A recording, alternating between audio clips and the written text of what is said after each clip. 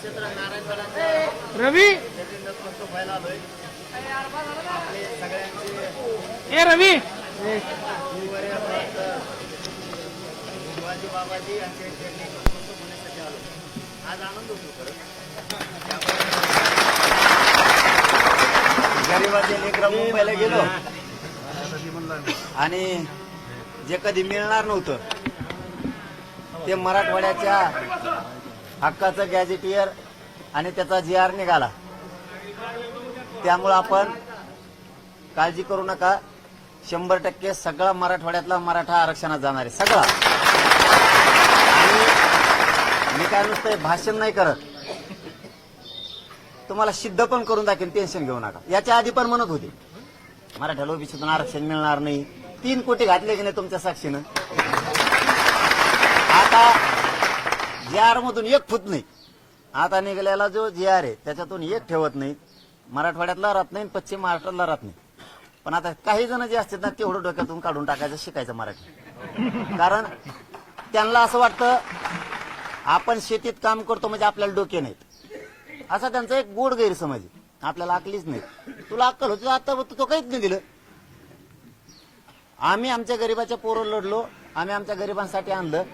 आपले लेकी बाळी, आपले पोरं सोरं सुखी होतील त्याच्यासाठी आपण सगळ्यांनी एक विचाराने लढाई लढत राहायची. वारंवार लढायची वेळ आली तरी लढत राहायची. टेन्शन घ्यायचं नाही. पण समाजाला मिळून द्यायचं. तुम्हाला धोका कधी आहे? मी फुटलं रे थांबे आम्ही स्पीड धरला की ते माय माय करतो. एवढं दुखत इथं माणसं जाऊ. माणसं शांत बसलेले तवर बोललं की आवाज जातो. ते मधीच येतं सगळं इचकून देते. आपण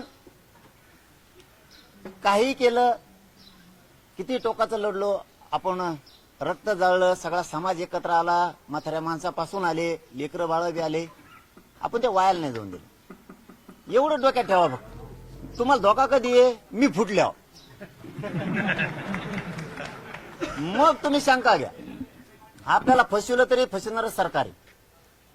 आपण आपल्याला नाही फसवत एकमेकाला. मला वाटलं असतं तर मागच कुटुंब मोठं केलं असतं. मग माझं समाज मोठा करायचा त्यासाठी झुंज सुरू आहे. आणि आपला रेकॉर्ड खरा होता तेलंगणा राज्यात, आपण राहायला महाराष्ट्रात. नोंदच नव्हती आपली. आता हैदराबाद गॅजेटियरची रेकॉर्ड झालाय. शासनाने GR काढलाय. 100% त्यांना सगळे घ्यावं लागते. नाही घेतलं की महाराष्ट्रात बंद करून टाकू. फिरूनच देत नाही आगाला. आता बसा थांबा जरा. आपण काम करताना पुन्हा लढायची वेळ आली तरी आपण हटणार नाही. कधी माणसाची हार होती या पवित्र गडावर सांगतो. समाजाचा स्वाभिमानाचा जर विचार नाही केला आणि आपल्या स्वतःच्या स्वार्थाचा विचार केला की समाज खचतो. तुमचा स्वाभिमान कमी होऊन देत नाही, तुमची प्रतिष्ठा कमी होऊन देत नाही. आणि ऊर्जा जितकी देता येईल समाजाला, जितका अपमान करतील तितका ताकदीनं मी लढतो. म्हणजे समाजाची किती प्रतिष्ठा वाढल त्याला लय किंमत. तुमच्याकडे करोडोने प्रॉपर्टी पण चौकशी दिली, काही उपयोग नाही त्या पैशाचा. काय उपयोग नाही त्या पैशाचा. तिथं तुम्ही जेवायला खाणार. मला चौकात शिवी दिली, इतका इज्जतदार माझा समाज, त्याची मी खाली मान होऊन देत नाही. हे समजून घ्या तुम्ही सगळेजण. एखादी गोष्ट 4 महिने लेट मिळेल, 2 महिने लेट मिळेल, 8 दिवस लेट मिळेल, पण स्वाभिमान जे असतो ना तो कधीच घाण ठेवायचा नाही. समाजाचा पण आपला पण. एकदा का मन दुखले ना तर माणूस, आपण एखादे बघा जुन्या काळात म्हणे एखादा झुरून मेला म्हणजे त्याचा जर कुठं घाव काळजात झाला तर ते लोकांना बोलून सांगत नाही, काय झालंय म्हणून म्हणत नाही. ते त्यालाच त्याचं प्रतिष्ठेचा अपमान वाटतं की आपण एवढे मोठे असून आपली इज्जत गेली वा. तसं मी समाजाला टप्प्यात का व्हायना विजयच केलं, रून नाही दिलं. विजयच केलं म्हणजे समाज त्याने उभा राहतो. थोडं का द्यायना पण दिलं ना. काय म्हणते सरसकट नाही. आता सरसकट दिलं नाही, थोडं दिलं नाही. आम्ही थोडं व्हायना दिलं, तू उलशी द्यायना. तू कवा मीडियावरच दिसतो नुसतं पुस्तक एवढा लिह एक संग उपयोग काय? आमच्या पोराचं हाय कोणाजवळ पुस्तक आणलं का नाही आरक्षण? पुस्तक हाय का इथं उभा राहिलेले काय पोराजवळ? आपण वाचिलं का? पण कायदा ह्याच गरीब पोराने बनला. हे गरीब मराठ्याच्या पोरण मी आम्ही दोघांनी कायदा बनवला. अर्ध्या महाराष्ट्राला मिळत लागा काय चाललंय ते एवढं तो कुणाकडे घेऊन पळत याला काय म्हणते? मला आताच मीडियावाल्यांनी विचारलं आंतरवाली, ते म्हणले ती कुणाकडे जार घेऊन जातोय तज्ञाकडे म्हणतोय मला काही मिळत लागा ना म्हणे. म्हणजे नुसत्या गरीबाच्या पोरांनी एक कायदा बनला तर अर्धा महाराष्ट्र टेन्शन मध्ये आला. आणि मग अभ्यासावाल्याने बनला नाही का वा टेन्शन असतं का आम्हाला कळत नाही. आता आम्ही वावर घेतलाय ना पेरायला लागलो तर आम्ही फुकन आमची काखरी बरोबर नाही यायची वाकडी तकडा बैल चलवतो आमचा. तुला काय करायचं? दुसऱ्या बारीन सरळ चलत तो हे बैल मग नीट चलत पण तू द्यायला नाही मला.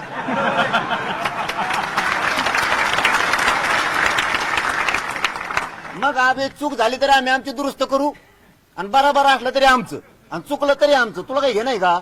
तू मग हुशार आहे, तुला इंग्लिश वाचत येते, तुला कायदा वाचत आहे तू, पण तो अर्धा टक्का बी आरक्षण नाही दिलं. आम्ही 3 कोटी आरक्षणात घातलं आतापर्यंत आणि पश्चिम महाराष्ट्र मराठवाडा पण घातला. चूक होत असते नाही असं नाही. तुमच्याकडून होईल माझ्याकडून होईल का दगड घालतात मग डोक्यात एकामेकाच्या.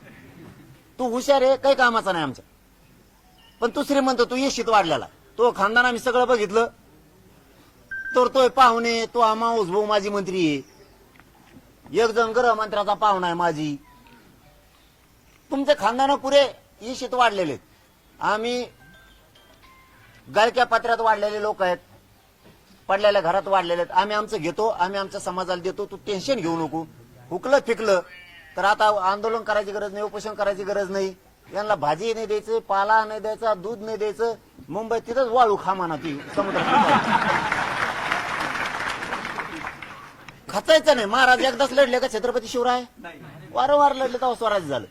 अरे आपण 2 वर्षात किती घातलंय आरक्षणात हे स्वाभिमान ठेवायचं. त्यांनी सांगितलं का आपलं लगेच अयो काय हुकलं काय रे? हुकलं तिथंच बोली करून घेतली मी. जर चुकलं तर सुधारित जार काढावं लागत. ते म्हणले हो. याला म्हणतात दचका मराठ्याच्या गरीबाचा. आणि आपण एका लाईनवर क्लिअर राहायचं. आता कोणत्या? तुम्ही म्हणले हैदराबाद गॅजेट लागू केलं, विखे पाटील म्हणले, अर्ध मंत्रिमंडळ म्हणलं, मुख्यमंत्री देवेंद्र फडणवीस साहेब सुद्धा म्हणले आम्ही हैदराबादचं गॅजेट लागू केलं. आता आम्हाला काय माहित नाही म्हणत प्रमाणपत्र कुठं वाचत रस्त्यानं लफडेन कुठाने भानगडे. शब्द चुकला तू तुला टाक म्हणा काय ती टाक पण आम्हाला त्याच्याशिवाय नाही भेटणार. हे अभ्यासकन वाचकन तज्ञ इतके झाले ज्या निघाल्यापासून तर इतके अभ्यासक घेत मला जिंदगीत माहित नव्हतं इतके. कुणी म्हणतो मी अभ्यासक घे बाबा मपलं पुस्तक, तुपलं पुस्तक ठेवून माझ्या डोक्यावर बस तो गळ्यात घालून हिंडत इकडे तिकडे आला. हे काय नाही, हे फक्त आपल्याला भुलवीत येत. आपण एक भोळे गरीब माणसं, आपण लय विश्वास येतं. मग ते एखाद्याने केलं का आपण थोडं गैरसमज होतो. काय गैरसमज नाही, टेन्शन नाही घ्यायचं, बिनधास्त राहायचं. मिळल आणि नाही मिळालं त्यांचं सगळं बंद. तिकडे बेटावर बसा म्हणा मुंबईच्या तुम्ही एकटे. पण बाबा तुम्हाला सांगतोय लय अवघड आहे. आमचं काय कमी अवघड आहे.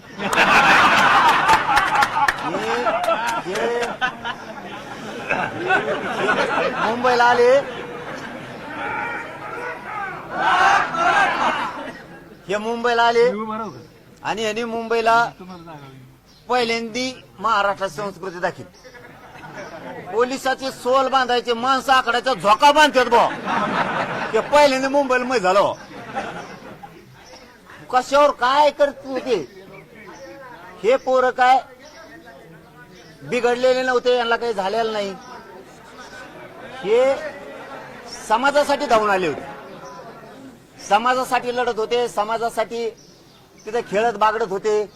आपलं राज्य हे महाराष्ट्र ग्रामीण तसंच आपली मुंबई आहे म्हणून खेळत होते. कोणाला त्रास द्यायचा उद्देश नव्हता. एकाही माई माऊलीला धक्का लागू दिला नाही मराठ्याच्या पोरांनी, एकाही. हा पण आता आमची संस्कृती एकदा दाखविली, उलट मुंबईचे विचार जिवंत केले त्या पोरांनी. कुठं इतक्या ताकदीने. आणि पहिल्यांदा असं घडलं की तिसरी वेळ ते म्हणले तुम्ही माघारी जा, म्हणलं माघारी जाते. कारण हेच वागावं लागणार आहे. आपण जर दुसऱ्याच्या बुद्धीने वागलं वाटलं होईल बरं का. आपल्याला आपल्याच बुद्धीने वागायचं. मग मला बी धाक नाही आणि मग तुम्हाला नाही. तरी मला मराठ्यांनंतर फोन केले 2 दिवस ते दगडाखाली चुने निघले जे अभ्यासक निघले. मग 2 दिवस ते कन्फ्युजन करून टाकलं सगळं गैरसमज. मग मराठ्याचे फोन सुरू झाले. ते म्हणले हा बघ, करणारे आपण आहेत, लढणारे आपण आहेत, मिळवणारे आपण आहेत, त्यांच्याकडे देऊन देऊ नका तुम्ही फक्त आहेत तसे आम्हाला इमानदार पाहिजेत. आपण काही कुठाने करू, आरक्षण घेऊ. आयला मला असं आहे का. आणि मग ते पोरं मग मराठा समाजाचे फोन आल्यावर ते म्हणले यांना आम्ही बघतो, तुम्ही टेन्शन ना घेऊ, यांना आम्ही बघू. म्हणजे हे रिअल आहे. आपल्या समाजाला काय मिळायला लागलं ना, विनाकारण ही करणार. आता गडावर काय जास्त बोलत नाही, पण एवढंच सांगतो, खूप मोठी लढाई जिंकली गरीब मराठ्यांनी. ही सोपी नाही, हे काय लेखी आश्वासन नाहीये, यो जे आर आहे. हे काय शब्द नाही, लेखी नाही, हे काय ड्राफ्ट नाही. खूप मोठी लढाई जिंकली. मराठवाडा प्रदेश खूप मोठा आहे. आज याच्यातले लोक हळूहळू पोरं पोरी नोकऱ्याला जाते, शिक्षण घेते, खूप कल्याण होणार आहे समाजाचं. पश्चिम महाराष्ट्र सुद्धा त्यांनी तेही गॅजेट घेतलं. आपण कधी भेद नाही केला, मराठवाडा वेगळा, पश्चिम महाराष्ट्र वेगळा. खानदेश विदर्भासाठी समिती आणखीन काम करते, सगळ्याचं काम होईल. आता एवढंच गडावून सांगतो, आता कच्चून मिळालंय सगळ्याला. हा, आता उगले टेन्शन घेऊ नका आणि मला एक महिनाभर आराम करून द्या थोडा. आपण सगळेजण मिळून, हा ना, मग ते सांगतो ना. आता आपण सगळेजण मिळून आता दसरा मेळाव्याला महाराष्ट्रातले लोक एका जागेवर भेटू. पण